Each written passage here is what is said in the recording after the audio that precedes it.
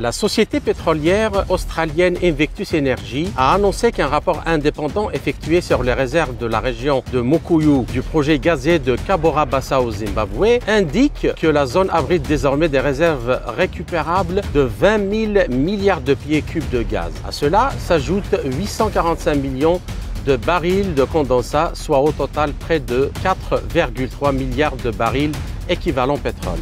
C'est près de 3 fois plus que le potentiel mis en évidence précédemment par Getech Group, qui estimait que Mukuyu contenait 8,2 000 milliards de pieds cubes de gaz et 247 millions de barils de condensat de gaz conventionnel. Qu'en est-il réellement des réserves prouvées, des gisements découverts et quelles sont les possibilités d'exportation du pays, notamment vers l'Europe? Réponse avec le docteur Farid Ben Yahya, politologue spécialiste dans les questions géopolitiques, énergétiques et économiques.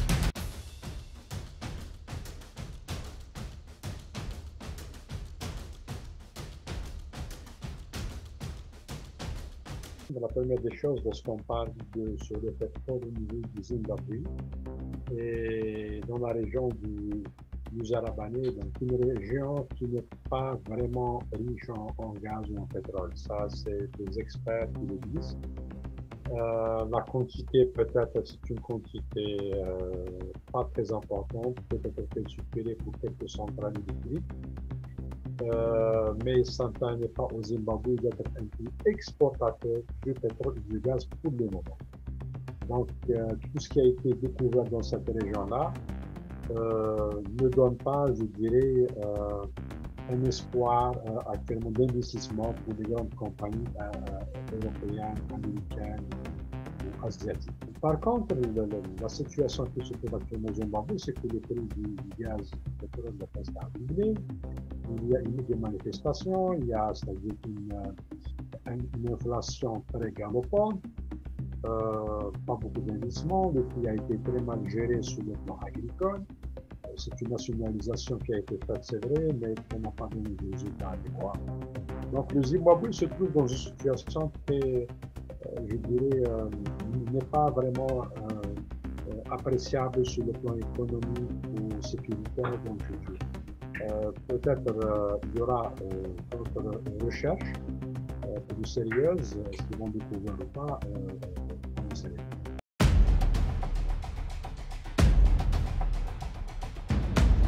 Mais le plus important, pour moi, c'est le Mozambique, c'est-à-dire au niveau de Cabo Delgado, ils ont découvert une quantité très très importante de gaz, de pétrole, et actuellement, je pense que les plus grandes firmes internationales, à l'instar d'Exxon, de Shell, Total, British Petroleum, Eni et d'autres compagnies veulent s'installer dans cette région-là. Ils veulent faire un grand port de 15 km, donc pour faire ce qu'on appelle le gaz liquéfié. Ils sont en train, je dirais, de corrompre ces grandes firmes parce qu'ils sont en train de chasser les pêcheurs d'une manière brutale et inappropriée. Donc, ces pêcheurs-là, ils veulent travailler, ils veulent avoir leur gain, leur temps. Mais les multinationales, leur but, c'est d'investir, d'avoir du pétrole et surtout, il y aura une visite peut-être du président italien Mattarella au niveau de ce pays-là. L'Italie ne veut plus avoir, je dirais, des relations énergétiques avec la Russie parce que bon, c'est un allié des États-Unis. Donc, ils veulent investir dans ce pays-là, ils veulent avoir une quantité très importante, mais ça reste, je dirais, ce pays-là, Mozambique, il y a une côte de 2000 km.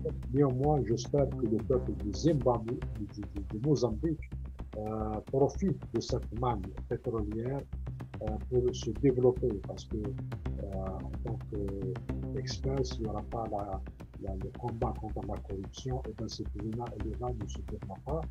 Et bien sûr, il y a plusieurs analystes, donc Michelangelo Servini qui a parlé sur ça, qui a parlé aussi sur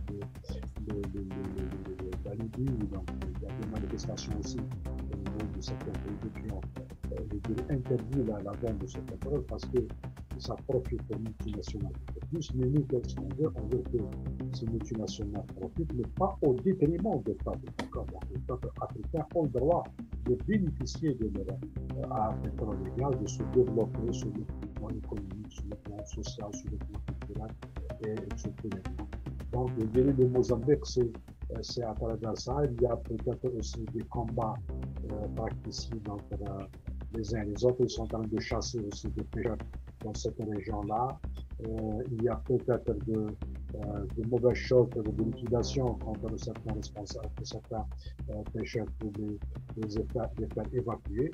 Donc, il y a un grand silence dans cette région-là. Je pense que nous grand temps que le Mozambique se réveille pour essayer de protéger son peuple, de protéger sa ressource et de développer son pays parce que c'est un pays.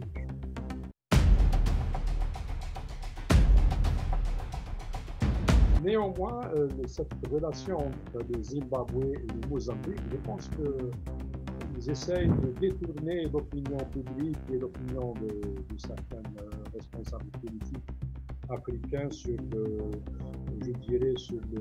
Mozambique. Donc, ils essayent de donner et de dire qu'il y a du pétrole et du gaz au Zimbabwe, mais réellement, il n'y a pas de gaz. C'est le Mozambique qui a cette identité. C'est une diversion. Ils essaient de tromper l'opinion de ces régions-là et de permettre l'installation de ces grandes compagnies au détriment des autochtones qui sont en train de subir, je dirais, des comportements très néfastes, très négatifs dans cette région-là. La plupart, c'est des pauvres, c'est des pêcheurs, donc qui n'ont pas, je dirais, les moyens, ou que l'État, c'est pas partie de certains responsables, je dirais, de ce pays-là, qui ont été, je dirais, peut-être corrompus, d'accord, donc, parce qu'il y a des milliards de dollars qui ont été mis dans cette région-là pour permettre à ces grandes compagnies internationales de se développer et surtout de substituer le pétrole et le gaz africain. Donc, nous, ce qui nous inquiète, c'est cette toujours exploitation injuste et toujours anarchique du pays africain. C'est toujours les multinationales qui essaient de profiter sur